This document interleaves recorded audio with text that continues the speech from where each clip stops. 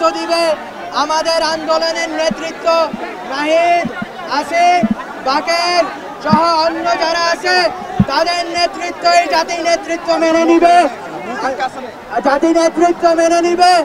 আমরা আমাদের কাজ করব সিভিল সোসাইটি সাথে এনগেজমেন্টের জায়গা থেকে। আমরা বিচ্ছিন্নভাবে কিছু করতে চাইনি। আমরা শুধু ছাত্ররা দেশের পরিবর্তন করতে চাইনি। আমরা চেয়েছি জনগণের, ছাত্র নাগরিকের একসাথে আসা, একসাথে 2007 থেকে 9/11 জরুরি অবস্থা থেকে আজ পর্যন্ত অব্যাহত রয়েছে, সেটাকে নস্যাৎ করা, সেই পলিটিক্যাল সেটেলমেন্টকে নস্যাৎ করা, এই স্বৈরাচারী রেজিমকে বুদ্ধিবৃত্তিকভাবে ইন্টেলেকচুয়ালি পরাজিত করা। আমরা সেই কাজে আমাদের ছাত্রদেরকে হয়তোবা আমরা সহযোগিতা করতে পেরেছি। আজ আমি একা নই, আমার বন্ধুগণ একা নয়।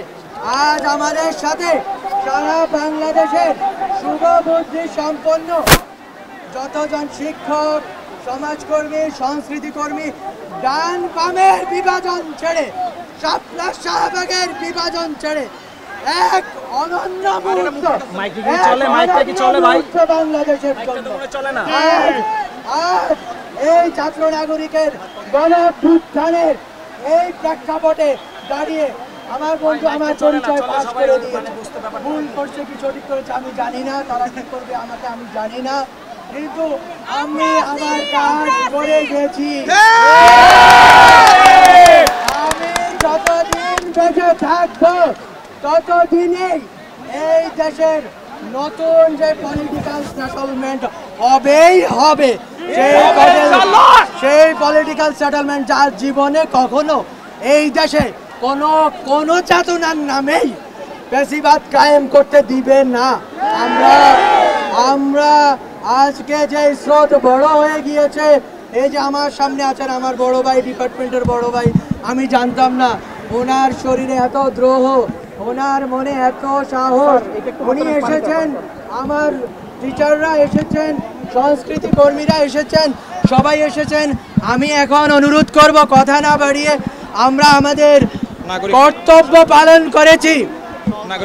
আমরা বলেছি অধিকার দিয়ে আন্দোলন আদায় হয় না, আন্দোলন দায় ও দরদের ভিত্তিতে আদায় হয়। দায়িত্ব নিয়েছেন আজকে আপনারা, এই জন্য গণভবন কেঁপে উঠেছে, যাওয়া লাগে নাই ওখানে। কথা বুঝুন। আর রাইটস, মানবাধিকার, অধিকারের রাজনীতি আর নাই এদেশে। এদেশে দায়িত্বের রাজনীতি শুরু হয়ে গেছে। এই দেশে বিভাজন বলে দরদের রাজনীতি শুরু হয়ে গিয়েছে। লামিয়া নামে একটা মেয়ে হারা গেছে, এটা একটু ঘোষণা দেন। আচ্ছা বলবো, এটা ওরা বলবো।